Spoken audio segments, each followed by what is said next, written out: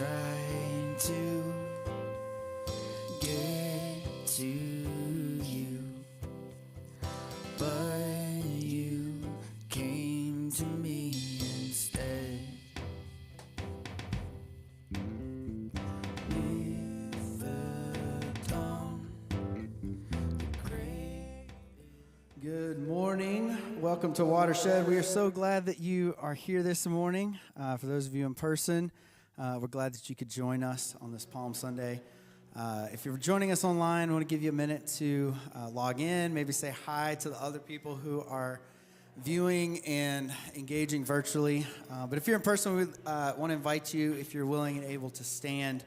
We're going to begin this morning by singing together.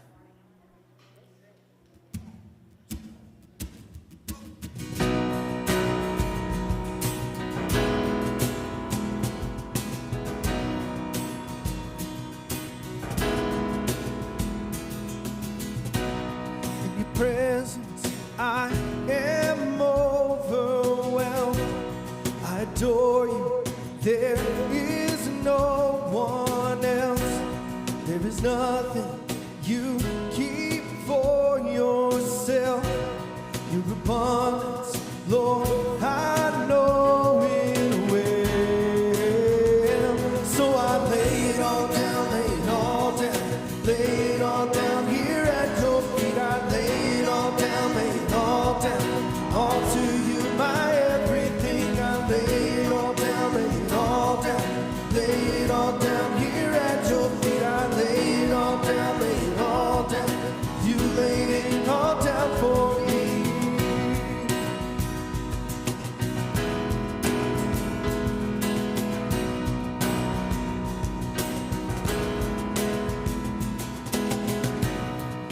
Presence, I am overwhelmed.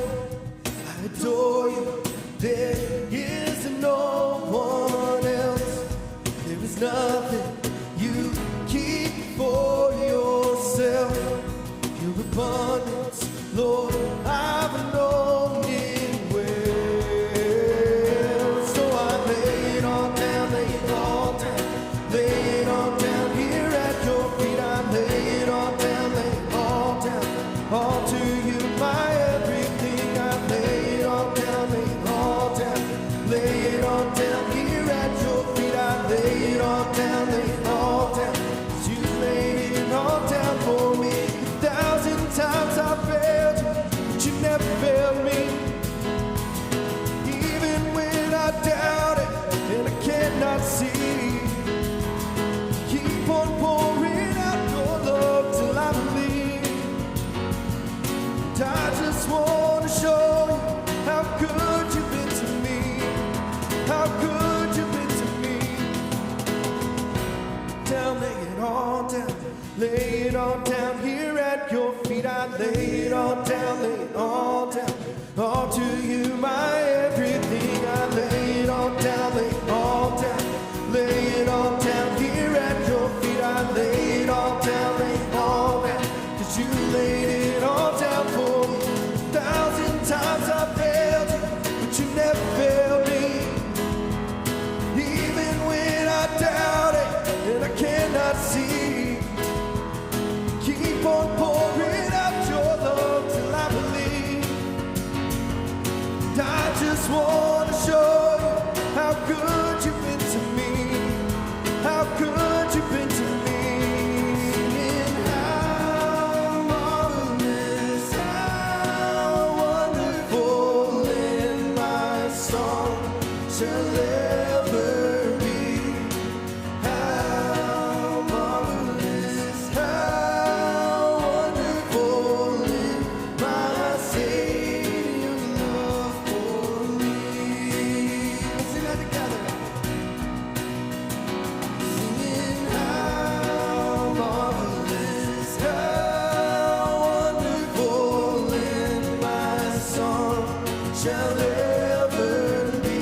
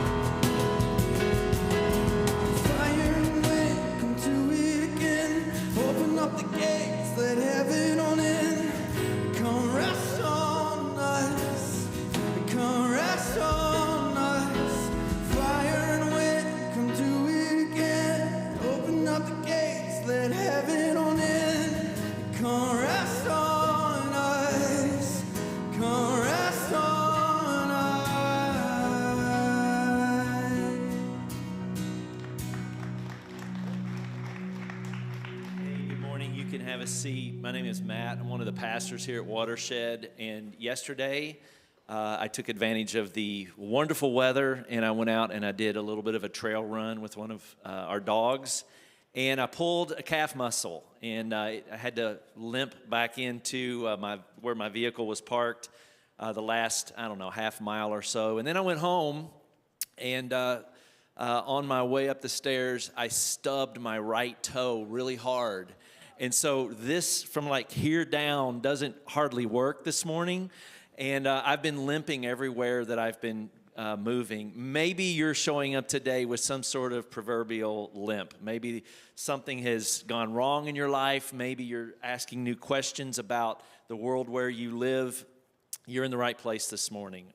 Our hope is that what's shared today, what is presented, the conversations, the stories, the ideas, the music will begin to engage you in a place in yourself that allows you to live a little bit more at peace with whatever limp you may be experiencing, or maybe the limp starts to go away, or at least you're limping in a community where there's a lot of limpers, all right? So welcome here for that.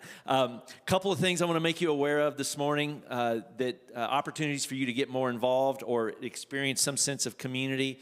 I know last weekend we spent some time as a church talking about what are our community needs. We met up with about 45 or 50 of our folks here at Watershed and are asking questions about what does it mean to really begin to regather in mid-sized to smaller gatherings, whether that's blocks or other opportunities to connect with one another.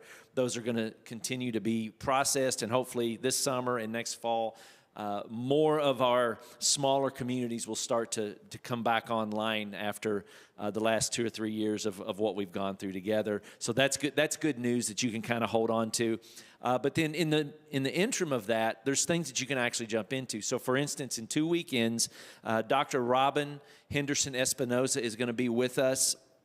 They were here over the course of the last 3 years on 2 different occasions, one at a conference that we hosted. Maybe you were familiar with that. But then also when we were in the pandemic and could only do virtual weekends, they were a part of some of our conversations during that first initial summer that we were hosting different authors and theologians. Dr. Robin is an author, theologian, activist. She's recently written a book called Body Becoming, and she's going to be coming here to Charlotte as sort of a book tour release, and Watershed is kind of a part of that process. So on April 23rd at 1 p.m. At Petty Thieves, which is a brewery across town, there's like a podcast of sorts. If you wanted to go and kind of experience some of her thinking and some conversations, that's an option. Then that Saturday night, the 23rd at 6 p.m., she's actually going to be speaking here, or they're going to be speaking here at Watershed.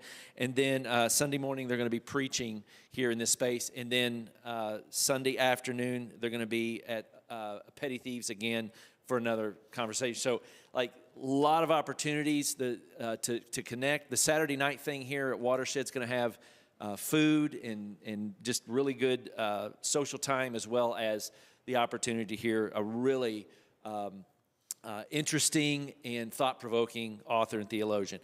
So that's one thing. Then also, if you're brand new and you're trying to figure out, how do I fit in here at Watershed? How does my spiritual past, my church past begin to integrate with who we are as a community?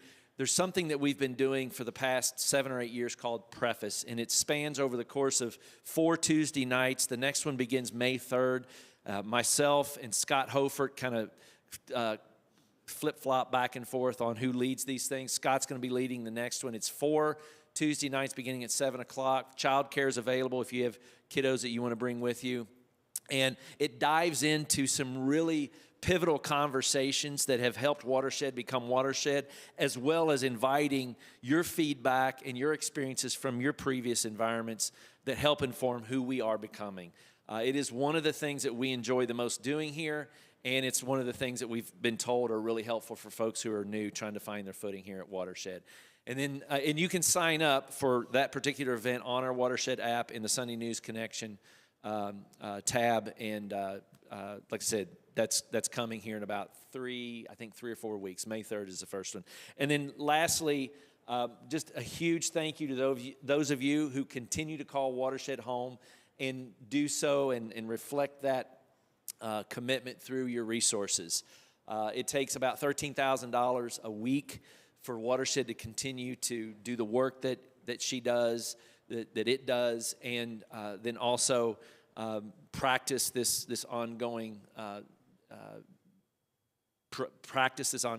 process of becoming more alive in Christ, becoming more in tune with what's going on in the world, and having our resources and our ability to help the world kind of channel through us. And so a couple of weekends ago, you heard David talk more about the partnerships that we're a part of these days. We've taken on 3 brand new partnerships. Again, you can, if you go on the Watershed app, you can hear more about that or read more about that. Thank you, those of you who continue to make this a priority. Every month, we set the goal of bringing on 5 new recurring givers at about $100 or more a month. And so if you're trying to figure out, okay, what does it look like for me to begin? That's a starting point, $100 a month or $25 a week. That's a suggested beginning kind of starting point. And right now, I think we've got 1 out of our 5 for this month. So we still have a few weekends left to meet that goal. And the more that we can have some sort of predictable resources coming our way, it helps us make really good decisions about how we reallocate those resources towards other work, either here at Watershed or beyond Watershed. When we started Watershed 17 years ago, I think, I've almost lost count, 17 years ago we started Watershed. We needed help. We needed people that would say, I'm going to roll up my sleeve, or we're going to roll up our sleeves, and we're going to dive in, and we're going to do whatever Watershed needs. We're going to serve. We're going to connect with people. We're going to love on people.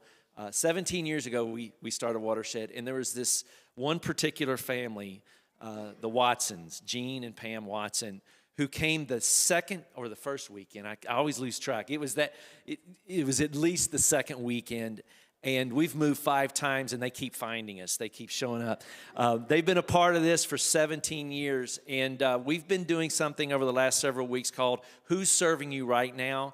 And we've asked Pam Watson. Pam, why don't you come on up? Give Pam everybody should know Pam Watson if you don't. And this is completely unscripted, but you have been at this for 17 years, you and Gene. And so on behalf of this community, can I just say thank you for how hard you've loved people for 17 years. I know you're getting ready to say stuff. I hope I'm making you cry. That's my whole goal here, all right? Thank you so much. Gene, where are you? Shoot a hand up. Where's he? Gene's back there. Thank you, Gene. Thank you. Well, good morning, Watershed. Matt took away a few of my first opening remarks, so I guess I have to change things a little bit. How we learned about Watershed, though he didn't talk about. Our good friend Diane Hoford, who was Scott's mom, we were sitting around our dining room table, and she mentioned that Scott and Taryn and their friends, Matt and Donna, were going to come to Charlotte to plant a church. Well, at that time, we weren't attending a church, so we said, if they come and they get it going, we'll show up. Well, we did miss the very first Sunday because they didn't ask our schedule, and we were scheduled to be out of town, but we did come the following Sunday, and we've been here ever since, through all the moves and we have served in many capacities through the years. When it was just Matt and Donna and Scott and Taryn, whatever they needed, if they asked a question or if we could do it, we did. But since then, let me back up just a little. One of the places that I have served is in Greenhouse. I'm not currently serving there, but I did for years, and it was a great experience. Now, I only did seedlings, which if you don't know what that is, that's the babies, because I didn't want the kids to be able to talk to me. I could talk to them, but I didn't want them talking back. So I only did seedlings. But during that time, one of the things I loved doing was taking meals to the new parents. That was a great way to get to know them and get to know the families that were entrusting their kids to Watershed. I kept doing that even after I quit serving Greenhouse, although we really haven't done it during the pandemic. But it is starting back up. I saw a new baby recently that they were asking for meals. even when I stopped serving on a regular basis in Greenhouse, I got on the sub list because we were here most every Sunday anyway. So if they had somebody call out sick or they just had extra kids that Sunday, I would help serve. And I talked to Blair, and that sub opportunity is still in effect. So if you've wondered about Greenhouse and whether it's a fit for you, why not get on the sub list and just check it out on a particular Sunday and see whether or not it's somewhere where you would like to serve. Now to where I'm serving now, it's the hospitality team, and then I'm a leader of 2 blocks, her block, and then Jean and I lead the primetime block. Primetime is the longest running block of Watershed. Diane and I started it many years ago because at that point, Watershed was a very young church, and there were only a few of us that were in the older age group. So we started a block for us to get together. It's mostly just fun, fellowship, and food. We meet once a month at different people's homes. Of course, during the pandemic, that's had to change. We've not met quite as regularly and usually outside at a brewery or somewhere like that. In 2014, Primetime started their annual trip to the beach. And so we've been going ever since. And we were at the beach in 2020 when the pandemic kind of hit. We always go St. Patrick's Day weekend. The parade and the festivities were all canceled. And when we came back, it was a totally different world. We did get to take a small group back in November of this year. And then last month, the group of 15 of us were back at the beach again. Unfortunately, the parade and festivities got canceled again, but this time it was due to weather. But hopefully next year, the world's tallest leprechaun and his sidekick Shamrock will be able to be part of the parade and the festivities. And last night, Primetime was able to gather in person at someone's home. Tracy Barlow hosted us last night, so hopefully we're going to be back to that monthly meeting. The Her Block is mostly ladies from Primetime. We meet, the last 2 years has been mostly by Zoom, on every other Wednesday morning to discuss a book. During the pandemic, we have gotten a few younger women that are joining us now. And between Her Grow, it was Her Grow, now I think it's just Her, and Primetime, we made lifetime friendships and community that we're now doing life with, and I'm so grateful for that. And I realize being a block leader right now is through, last week we're looking at how things are going to change, but so the other way that we're currently serving is hospitality team. And if you want to serve at Watershed, hospitality team is the way to go. It's easy. Walk in, put on your mask, smile with your eyes, tell people hello, and that's all you have to do once a month. It's easy. Now, when we first joined the hospitality team many buildings ago, you had to get here early because you had to cut pastries and bagels, or you had to fold Frank. I don't know. How many here remember Frank? Anybody? Well, Frank was what at that time was called a bulletin, and you had to fold him. Usually there was an insert to put in, but there were a lot of great conversations and friendships made over cutting pastries and folding Frank. So there are many ways to serve at Watershed. Some of them are one and done. Some of them are just once or twice a month. So you can choose what interests you and which way. So check out the Watershed app. They've got it on the screen now. See what ways you can serve. And take a chance and join in. It's a great way to meet people and to make this community more your own. Thank you for letting me share.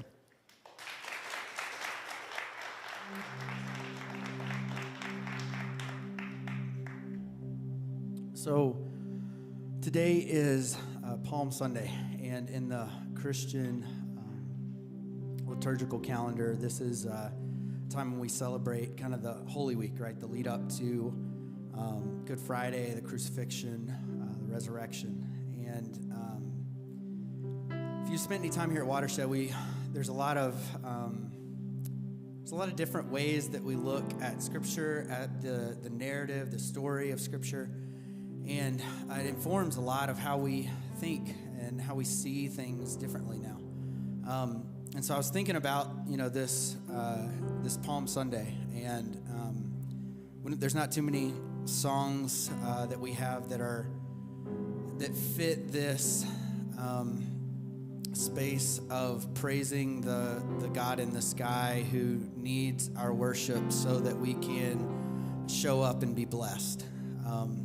That narrative doesn't fit anymore. And so I was thinking about, like, maybe, where do we find ourselves in that story? And the lead up, the parade in, so to speak, in the narrative story was people singing Hosanna and praising, God coming in. But there was another group, the disciples, who were in this space between Palm Sunday and the crucifixion.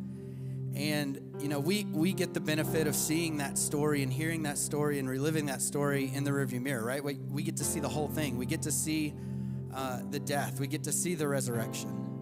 And so it's easy for us to say, like, it's all going to be all right. The disciples had a very different, a very real perception of what was going on. And it was not hopeful. It was not safe. They felt like they had been lied to, that this person, this God that they had been following, didn't care for them. And so I thought about what might have they been feeling in this week? How did it feel to them? And for me, I felt a lot of that over my life. Maybe more than the victory, maybe more than the resurrection. I felt more like I was in this space of heartbrokenness. God, where are you?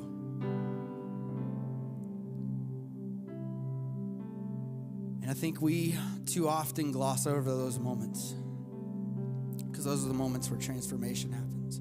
Those are the moments where we find the rock bottom. We find the places where we can truly understand God's place in our hearts and in our lives. God, without the crucifixion, without the pain, without the suffering, without the in it with us, isn't much of a God. Maybe more like Zeus up on a mountain. But the God that we sing about, the God that we experience, wants to be in it with us. When we're brokenhearted, when we're fearful, when we feel like God's far away. Those are the moments where God exists. So we're going to sing a song, and it sounds and feels like it's maybe about a relationship, but when I heard it, I thought about this feeling of what the disciples might have felt the week leading up to Christ's crucifixion. So we're not going to put lyrics on the screen because I want the other side of your brain to be working on this one. I want you to feel it. Let yourself feel it. The moment when you feel like God's far away. Sit with that just for a minute.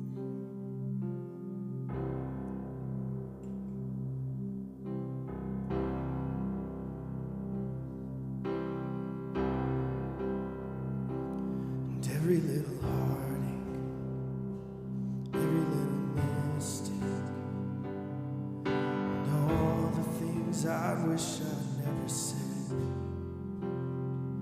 And when I wasn't wasted, I was chasing memories I mostly now forget. I traveled light with songs to sing, and I flew all around the world, but couldn't tell you where I'd been. It was all the same, it was all a game.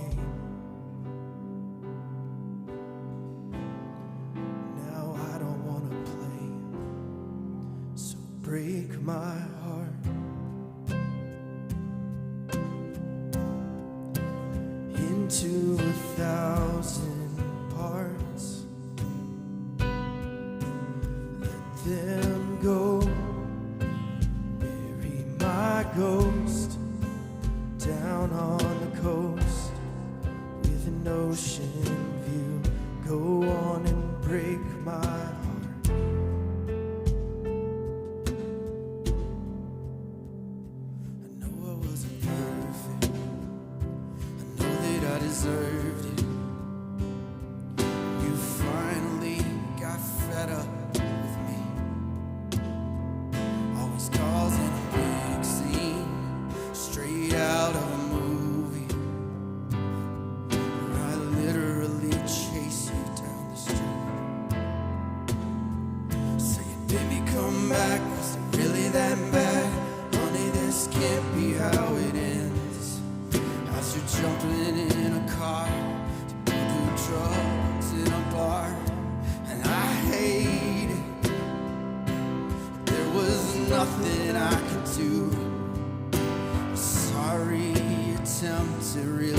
loving you. So I guess what I'm trying to say is maybe the problem wasn't you. So break my heart into 1,000 parts. Let them go, bury my ghost down on the coast with an ocean view. Go on and break my heart. Remember the good parts that I still hold, like silver and gold, singing hallelujah and stumbling home. Go on and break my heart. Go on and break my heart.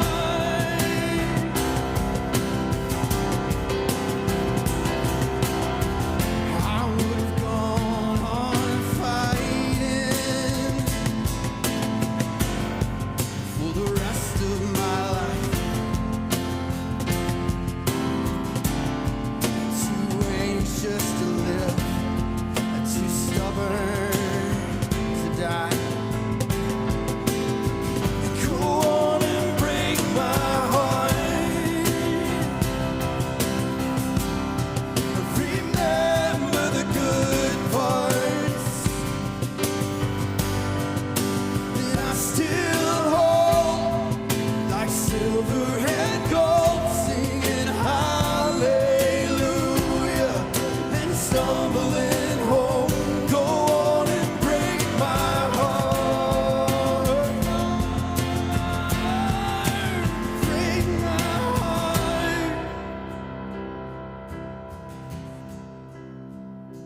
Every little heartache, every little mistake, every crooked step along the way, I've carried them with me, the sharpest memories. They're getting softer every day.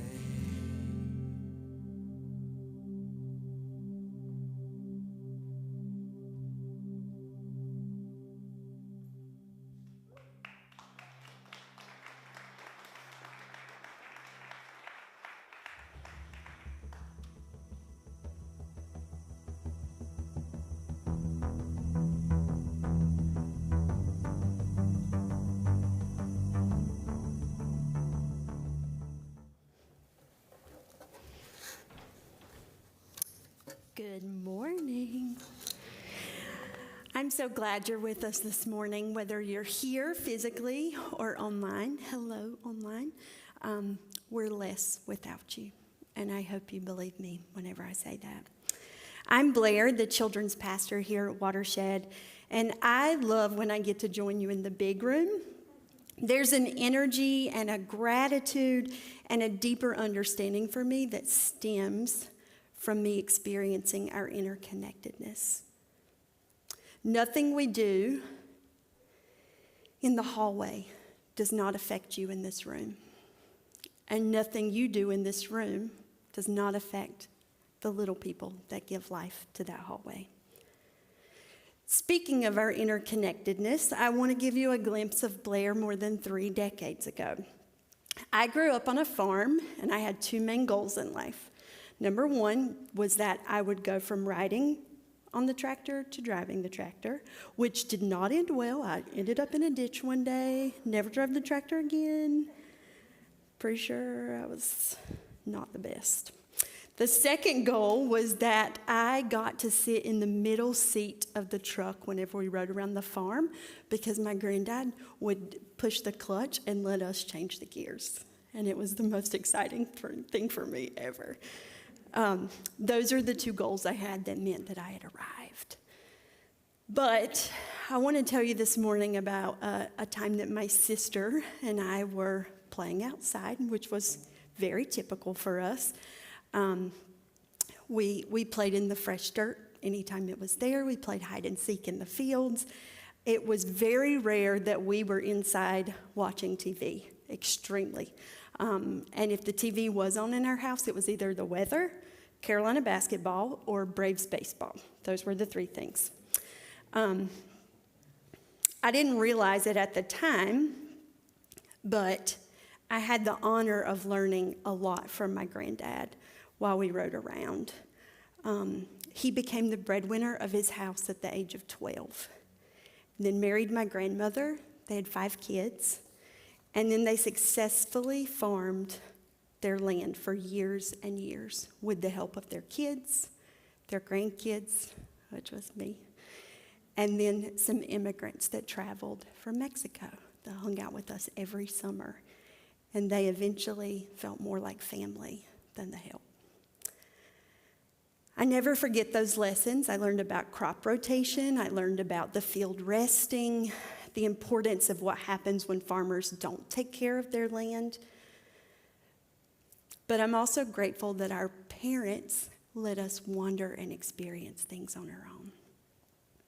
So at the ripe old age of 6, I thought my sister hung the moon, and she talked me into testing to see if we were allergic to poison ivy. I was like, okay. But instead of testing one spot, we rubbed it all over our bodies, everywhere.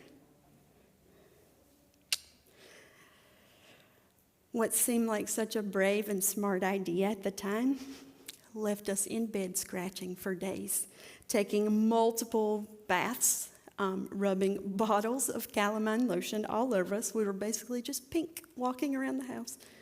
You name it, and we did it, whatever we could do to stop itching. It was miserable enough that I still remember it 30 years later. Wild recollection, right? Honestly, leaves of 3, let them be, isn't all that I learned that day. This moment was pivotal for me. This was the moment the earth reminded me of its power, of my humanity, and the equality that we share.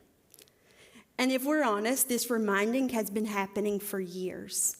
In ancient times, they honored the earth. They saw it as a part of not only their individual identity, but their collective self. Lots of developments in the Western world led to the separation of humans and non-humans. Values shifted that led to the foundations of anthropocentrism, which is a framework of beliefs that declares humans as superior to the non-human world. In the early 17th century, René Descartes, the father of modern philosophy, framed the world as essentially split between the realm of mind and that of matter. Descartes saw humans as superior to nature and non-human animals who he considered mere mindless machines to be mastered and exploited. Whew. If there was ever a time to make some connections. Matt talked about this more last week, so if you missed it, you can always go back and check that out.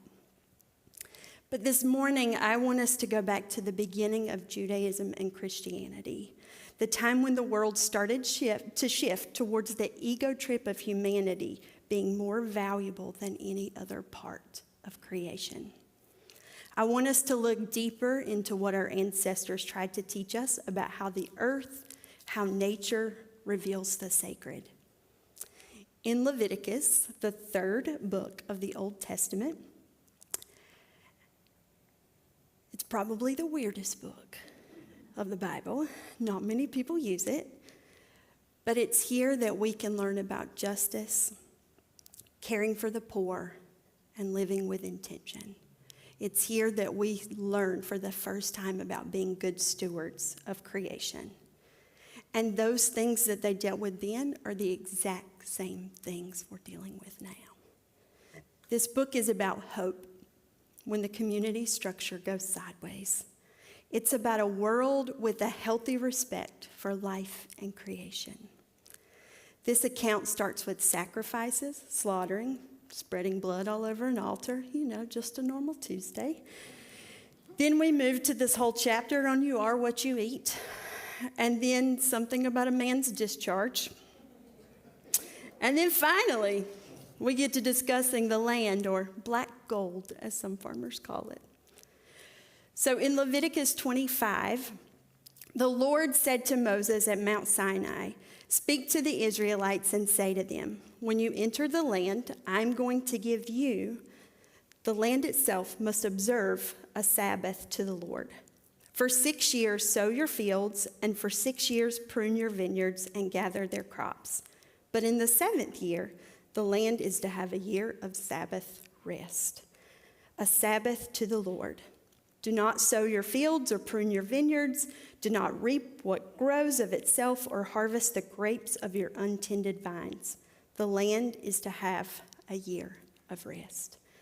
Count off 7 Sabbath years, 7 times 7 years, so that the 7 Sabbath years amount to a period of 49 years. Consecrate the 50th year and proclaim liberty throughout the land to all its inhabitants. It shall be a jubilee for you. Each of you is to return to your family property and to your own clan. If you sell land to any of your own people or buy land from them, do not take advantage of each other. You are to buy from your own people on the basis of the number of years since the Jubilee, and they are to sell to you on the basis of the number of years left for harvesting crops. When the years are many, you are to increase the price, and when the years are few, you are to decrease the price, because what you are really being sold is the number of crops. Do not take advantage of each other. If any of your fellow Israelites become poor and are unable to support themselves among you, help them as you would a foreigner and stranger, so they can continue to live among you. Do not take interest or any profit from them, but fear your God, so that they may continue to live among you. You must not lend them money at interest or sell them food at a profit. I am the Lord your God, who brought you out of Egypt to give you the land of Canaan and be your God. If any of your fellow Israelites become poor and sell themselves to you, do not make them work as slaves. They are to be treated as hired workers or temporary residents among you. They are to work for you until the year of Jubilee. Then they and their children are to be released, and they will go back to their own clans and to the property of their ancestors. Because the Israelites are my servants whom I brought out of Egypt, they must not be sold as slaves. Do not rule over them ruthlessly, but fear your God. At the beginning of this passage, we read that we should let the land rest. Ancient Jews knew the importance of this, so they created a law called the Shemitah. We see this idea in multiple places in the Hebrew Bible. It's a law that enforces a sabbatical year. In Exodus, it says, "Let the land rest and lie fallow." So what is fallowing? I'm so glad you asked. Fallowing the soil is not planting anything in it for at least one season. It causes the potassium and the phosphorus from deep below to rise towards the soil surface so it can be used by crops later. It also raises the levels of carbon and nitrogen and organic matter. It improves the moisture holding capacity, and it increases the beneficial microorganisms that live in that soil. This process was important during ancient times because it also would rid the soil of any pest that had come during using it. This year of resting also created a time of rest for the family that tended the soil, because if there's nothing planted, there's nothing to prune, to weed, or to gather. And you're probably thinking, what did they do for food? Did they just starve? No. This is why the Shemitah was in place. It mandated that these communities of farmers took care of each other. And not in like a they are less fortunate, so let's give them our scraps or hand-me-downs kind of way, but in a way that was respectful and fair. The SMETA protected farmers against those farmers who had their eye on becoming wealthy through buying others' land. Isn't that funny? We often romanticize this communal focus in Scripture when the reality is that they had to enforce laws to make sure that that was happening, to make sure that the few did not take over the masses. They had to be reminded that we all, humanity and non-humanity, belong to each other. So the Shemitah not only enforced rest, but it also made sure the land's richness could not be derailed by the incompetence of some or the greed of others. Farmers who did well were not to make the basis of helping for enlarging their farms. They were there to make sure that the land stayed the way it was supposed to. Taking over land was temporary and fair if it was necessary. And like I said, it was all for the goal of doing what was best for the land. So I want to focus on two things here. This need for always wanting more and what we give up to get there. The need for more has always been there. And this is some sort of ego trip that we take, where we think that maybe we're more valuable than the rest of creation, or maybe we don't need rest. But we have disrupted the rhythms of rest. We have disrupted the rhythms of the land. If you were to ask me how I define sin, I would answer selfishness. To me, it is the root of everything we consider to be harmful in our society. I'm sure some of you could probably poke holes in that, but that's just something that is really hard for me. We constantly live in this scarcity mindset, this individualistic place where we are so worried about ourselves, having money stored away just in case something happens, sending our kids to college one day, and so on and so on and so on. We have taken advantage of the soil. We have substituted rest with fertilizers and pesticides so that productivity never stops. And here's the thing, we're just like the soil. We have substituted rest with coffee and busyness and the so-called American dream. The land is teaching us the sacredness of rest and rhythms, the sacredness of caring for each other, and we continue to ignore it. There's a rhythm that's built into creation, into the soil, a rhythm my body and your bodies want. And if we don't honor those rhythms, things start to unravel. But just like human activity has led to soil degradation, and I don't know if you know this, but there are some parts in the U.S. where they've tested soil and it's exactly the same as Mars. That's how much we've degraded the soil in certain places. Just like we have degraded the soil, we as people are no different.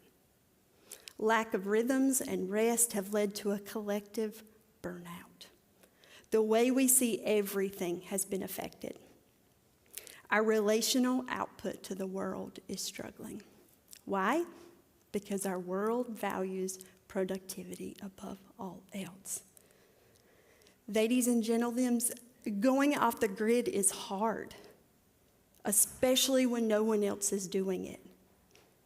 Some of us might feel guilty whenever we go off the grid. Some feel competitive and like you're going to miss out and somebody's going to get ahead of you. At the beginning of this pandemic, you know, the days whenever we thought it was going to last for 2 weeks and then be over, there was a wave of relief across social media. I remember reading people's posts like 3 days in.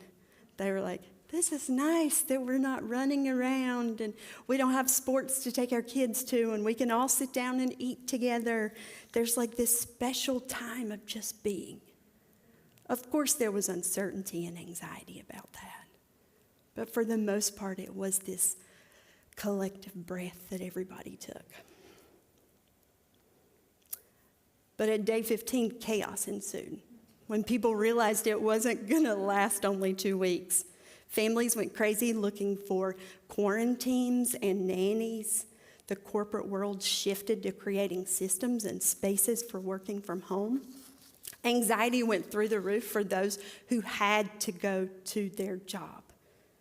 Fear of not having enough money or toilet paper or groceries took over. It was so much easier when we rested together. Rest for us and the earth helps us to refresh, to let the good parts in ourselves rise to the surface and take over. It helps us to remember that we are no more important than any other part of creation. Life still continues when we stop. The world doesn't need us. When we violate the natural rhythms that our bodies and hearts and mind require, despair, lack of meaning in life, and existential angst all creep in. Interestingly enough, there's a consensus among scholars that the Israelite people didn't actually observe the Shemitah laws. You know, God's chosen people think they know more than others, have focus on themselves instead of the collective whole. Sounds familiar, right? There's no evidence that they took a break every 6 years. It is believed that they ignored the wisdom of their ancestors. And if you flip a few pages in the Bible, you realize that later, these former Hebrew slaves settle in the land of Israel. They build a nice little kingdom in Jerusalem, and then the Babylonians come. Their rulers become corrupt. They exploit the poor. The gap between the rich and the poor widens. These books of the Bible, the minor prophets and the Hebrew prophets, are the start of social justice. They rise up and speak against the system.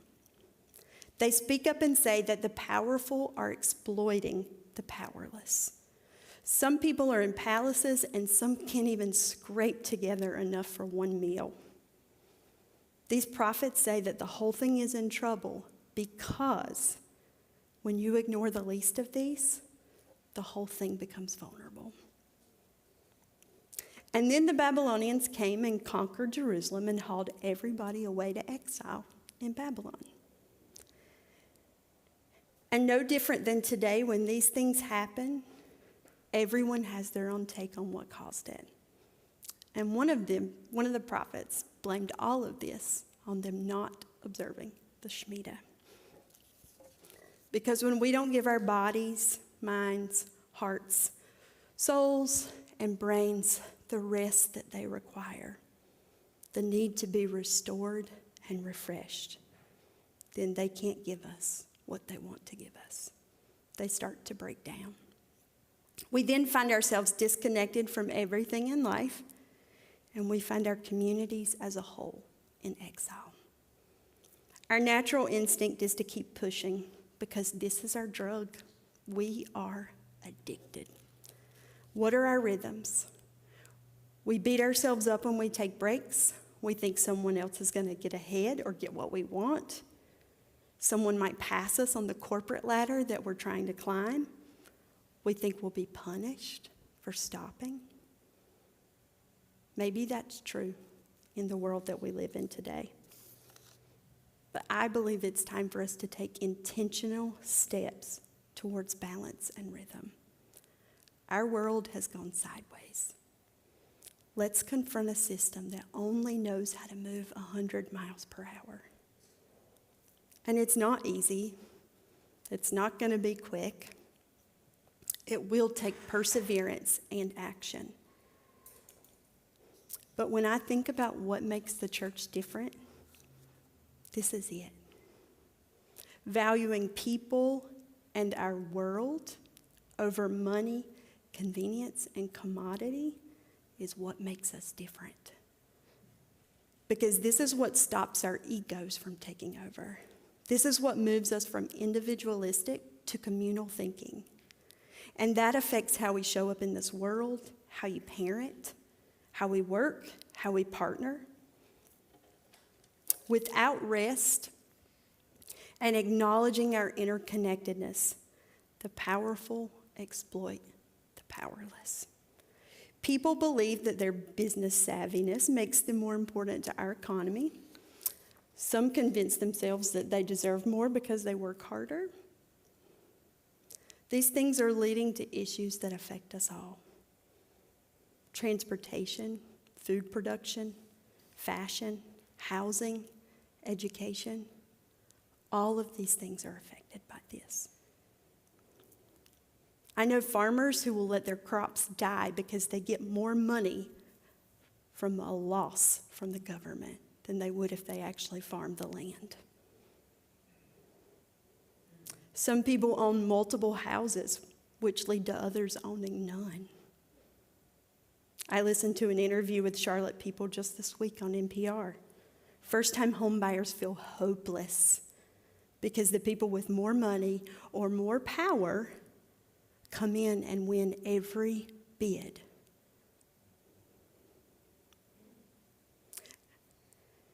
And then, when people buy these houses for profit, instead of for these families to live in, then we end up having to build more houses, which cuts down more of our trees. So it's this cycle. Then there's education. Some people refuse to send their kids to their neighborhood schools. And this is the reason our schools are losing funding, support, and are not diverse. Public education is being starved on purpose.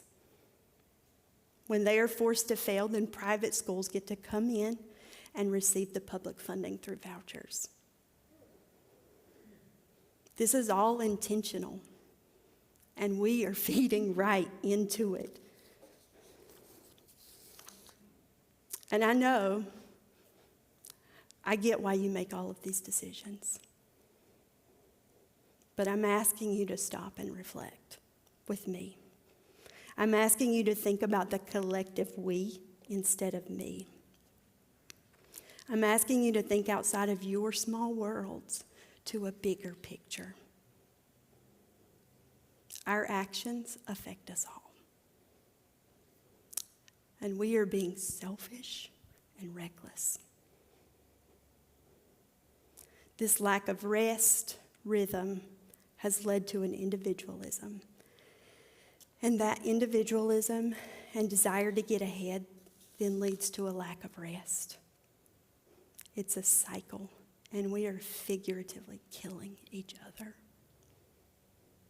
What can you do to create a rhythm? How can you turn off? How can you engage and disengage? How can you step towards health? Do you even acknowledge that your health impacts the world around you? How can you let the land lie fallow? I know this is hard. Parents, maybe you can find another parent to swap kids with so that both of you have alone time. Maybe we can intentionally choose time to turn our phones off, emails off, turn Slack off, social media. People who lead teams in your office, what can you do to celebrate times of rest for your employees?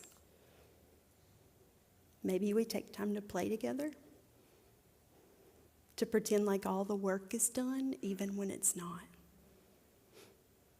Have we demanded more of the soil, our mind, our body, than it can continue to give? Have we failed to rest and let it refresh? The answer is yes.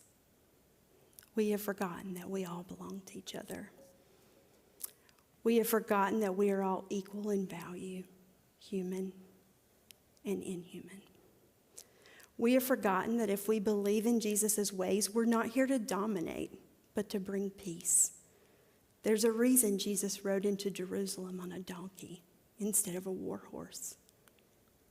There's a reason Jesus put an ear back on a guard when someone loyal was just trying to protect him. We can't change the past, but we can make lifestyle changes that shift our trajectory. Will we honor the land? Will we honor our bodies and minds and hearts? Will we choose this beautiful thing called we instead of me?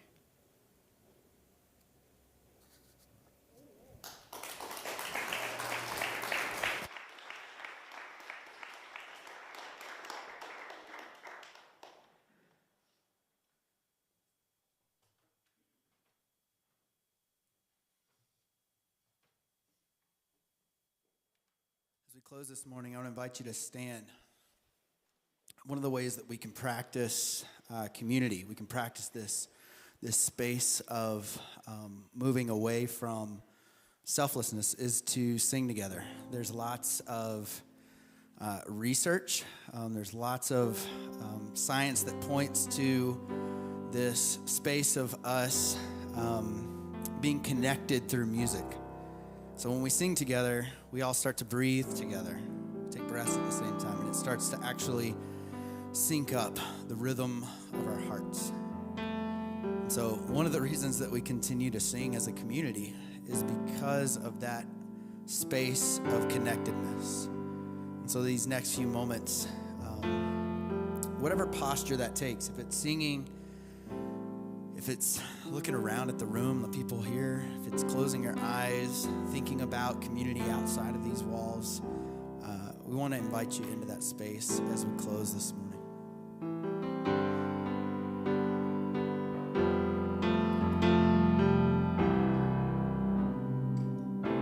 There's no shadow you won't light up, mountain you won't climb up, coming after me. There's no wall you won't kick down, lie you won't tear down, coming after me. Sing that again. There's no shadow you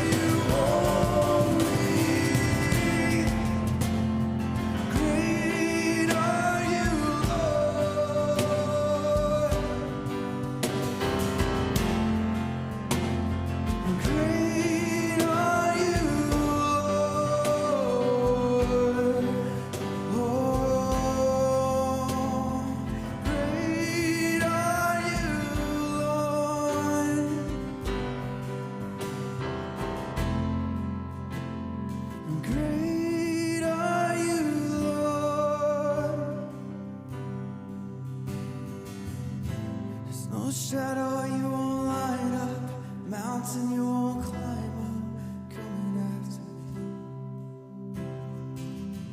There's no wall you won't kick down, lie you won't tear down, coming after me.